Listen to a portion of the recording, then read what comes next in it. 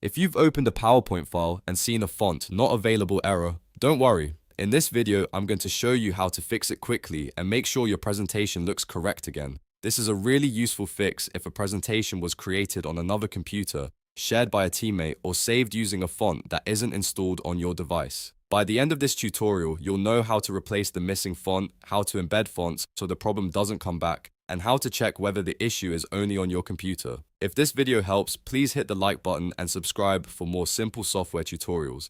Let's jump right in. First, open Microsoft PowerPoint and load the presentation that is showing the font error. Once the file is open, look at the Home tab at the top of the screen. In the ribbon, find the Replace option, then click the drop-down and choose Replace Fonts. This is the quickest way to deal with a font that is missing or not available in your system. A small box will appear showing the font that PowerPoint cannot find. Select that missing font from the list. After that, choose a similar font that is available on your computer. In most cases, Arial or Calibri are safe choices because they are clean, widely supported, and easy to read. Once you've selected the replacement font, click Replace. PowerPoint will update the presentation and swap the missing font for the one you selected. After replacing the font, take a moment to check your slides carefully. Sometimes a different font can slightly change spacing, alignment, or text size, so it's a good idea to review titles, body text, and any text-heavy slides. If everything looks good, you've already fixed the most common version of this issue.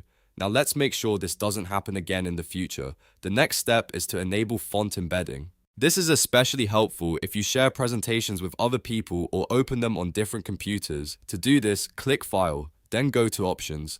In the PowerPoint Options window, look for the Save section on the left side. Under the Save settings, find the option that says Embed Fonts in the file and check that box. Once that option is enabled, click OK to apply the change. Then save your presentation again. When fonts are embedded in the file, PowerPoint stores the font information inside the presentation, which helps prevent the missing font error when the file is opened elsewhere. Keep in mind that this can make the file a little larger, but for most users, the convenience is worth it.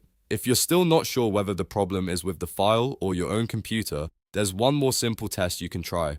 Open the same presentation on another PC if you can. If the font displays correctly on that computer, then that's a strong sign the font is missing on your own device. If it still shows the same issue on another machine, the original presentation may have a font compatibility problem that needs to be fixed in the file itself. This little check is very helpful because it tells you whether you need to install the font on your computer, replace it in PowerPoint, or simply keep font embedding turned on for future files. In many cases, the safest long-term solution is to use common fonts or embed the font before sharing. So to quickly recap, open PowerPoint, go to Home, choose Replace Fonts, swap the missing font with a similar one, then go to File, Options, Save, and enable Embed Fonts in the file.